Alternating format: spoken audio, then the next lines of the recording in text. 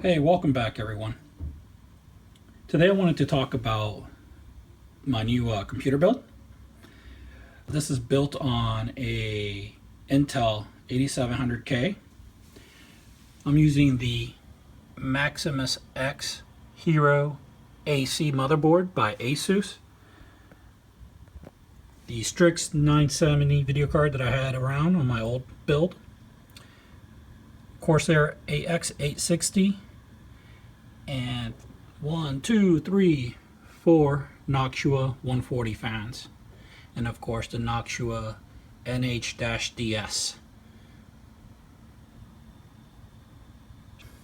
Build came out pretty nice. The case I'm using is Fractal Design Define S, and I do have some issues with it, minor, but yet they're there. So the first things, let's talk about the case.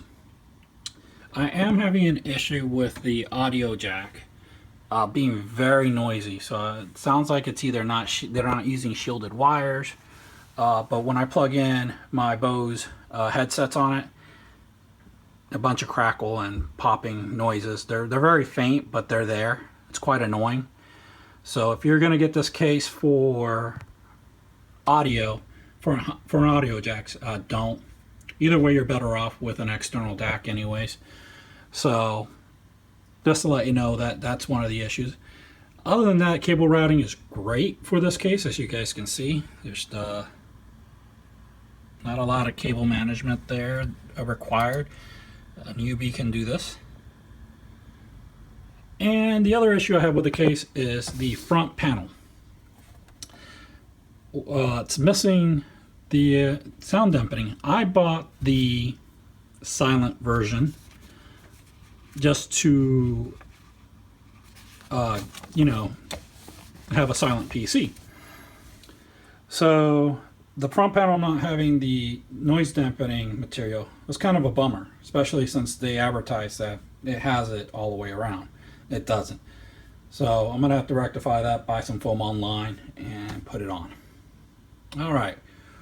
Other than that, that's about it for the case. The case, other than that, is pretty good. Lots of airflow, as you can see. So I've been able to get this on air at 5 gigahertz, and we'll dive into the UFEI in a second here to show you my settings. But I'm getting temperatures of around, under load, 80 degrees. So not bad, low 80s. One thing about the Hero motherboard that reviewers are not mentioning is that it really has 8 fan headers. Really, 3 of those are dedicated for chassis. There's 3 on the very top up there. Let's see if I can get a picture of it. Maybe not.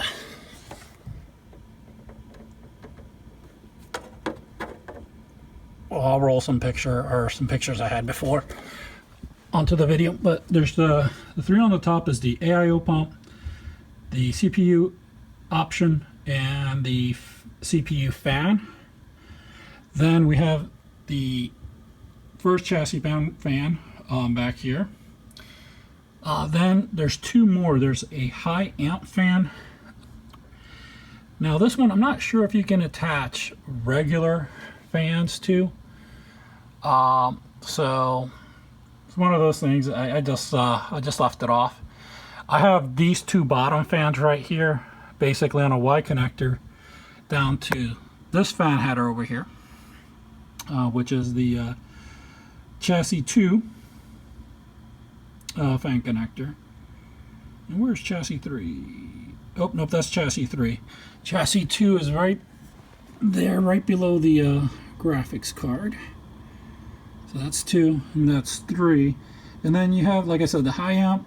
You have an external fan connector, which is for their card, and you have a water pump connector as well. So just be aware if you plan to put more fans on air that you have those limitations.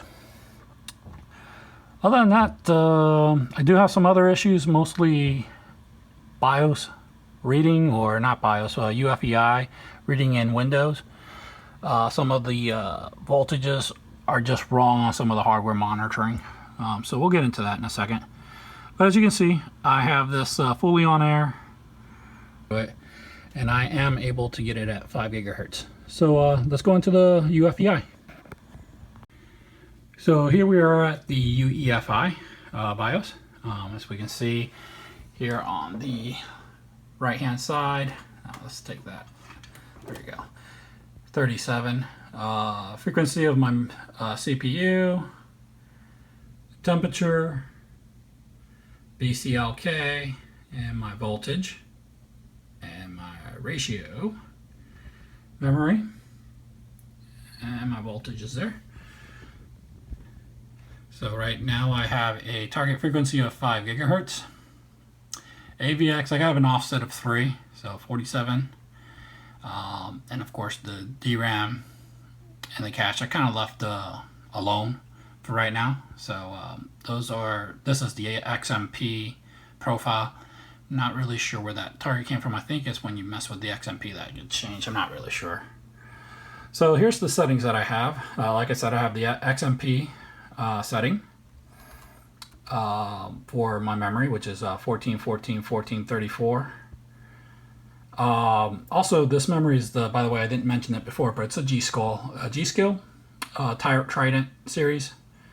So, it worked right away, no issues whatsoever.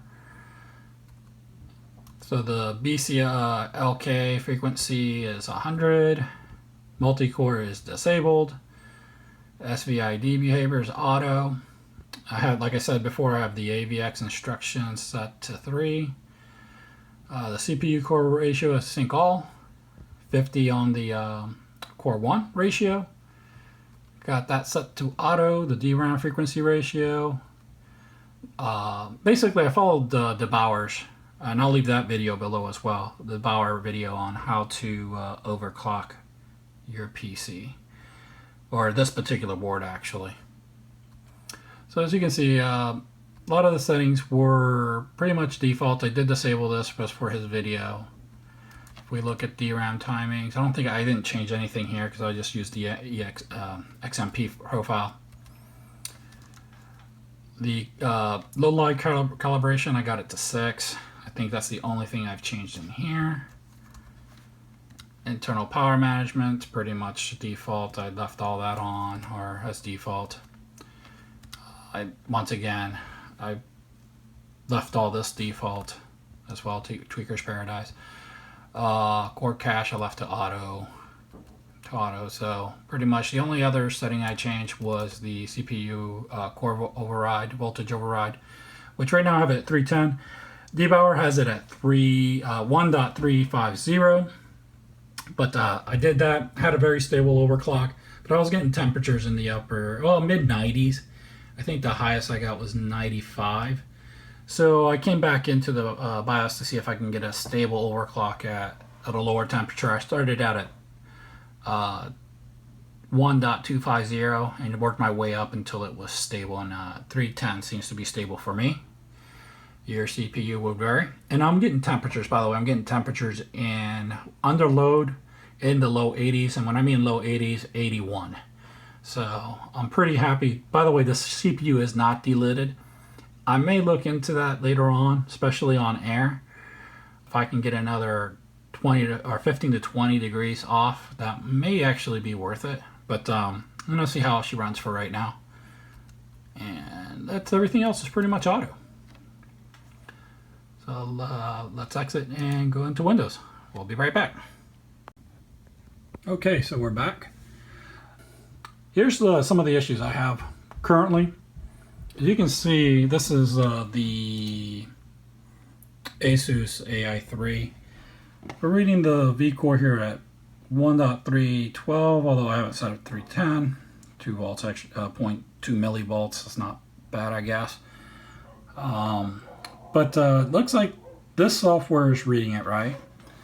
But when I go to Hardware Monitor and look at the vCore, I have it showing 0.65. I have no idea. And if we look at CPU-Z, you know, once again, the V core itself is at 0.656. What's going on there? I have no idea. So there's obviously some motherboard or UEFI updates or BIOS updates that still are required, because I don't know if I should trust this, or should I trust the intelligence here. So this one's saying 33 degrees, this one's telling me 34. So I don't know. What do you guys think? This is it's a little concerning, because, you know, when you're overclocking, you don't want to run your computer, obviously. I think I have it enough low voltage that'll be okay. But you guys let me know what you guys think about that. So you guys can see, let me go to the megahertz. I do have it on the balance profile, so it keeps bouncing around 800 right now. But let's here's my Cinebench test. Let's run a Cinebench test so we can look at that. My first one with turning off the multi-core enhancement was at 1213, and 1664 was my best one so far. But let's run it again, see what we get now.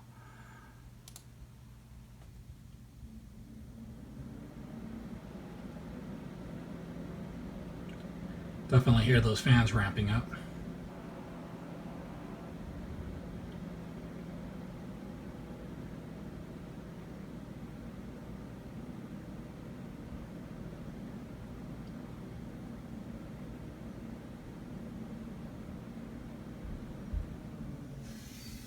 $16.22 this time. Yeah, go figure. So that bounces, like I said, it's been bouncing around, you know, at least in the when I've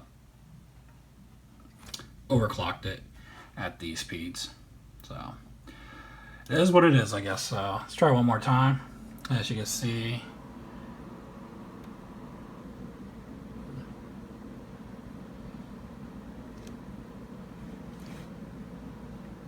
let's take a look at the temperatures.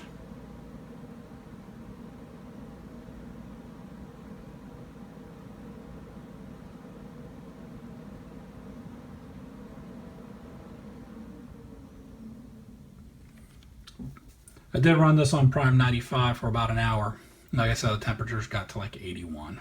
So I've been using Blender as well, and some other you know, CPU intensive application like Fusion. Not a single hiccup. Using Resolve, I was really impressed with the rendering times of one of my scenes. So that was nice to see the speed. I'm coming from a 2600K. So the rendering times in Resolve were freaking awesome compared to that. By the way, I'm also running, I'm using the Samsung Evo here. Like I said, I'm using the 960 Evo 500.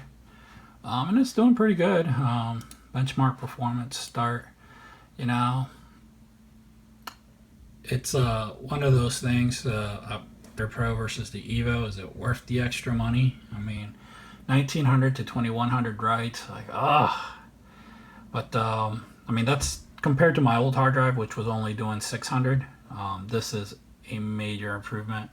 I also have a 3 terabyte hard drive, physical hard drive in there, that's also doing okay. It's actually the noisiest part of my computer when it's on idle, which is sad. So I'm gonna have to replace that with some SSDs in the future. So when 2 terabyte SSDs come down a little bit more. So anyways, that's my build. So let me know in the comments below if you have any questions. Like I said, the reading of the temperatures is a little scary. I'm a little disappointed with Fractal's design headphone jack, but once again, I'll just buy an external DAC. We have it on their USB, and the and the foam. It's like, come on guys, you really cheaped out on the foam. I'd rather you guys not include the fans and cover the front panel with foam. That's why I bought this case, is to be silent, not to cheap out there. Other than that, CPU seems to be working fine. I'm loving the M.2 SSD. But yeah, that's it. Once again, leave a comment below. You guys have a good one.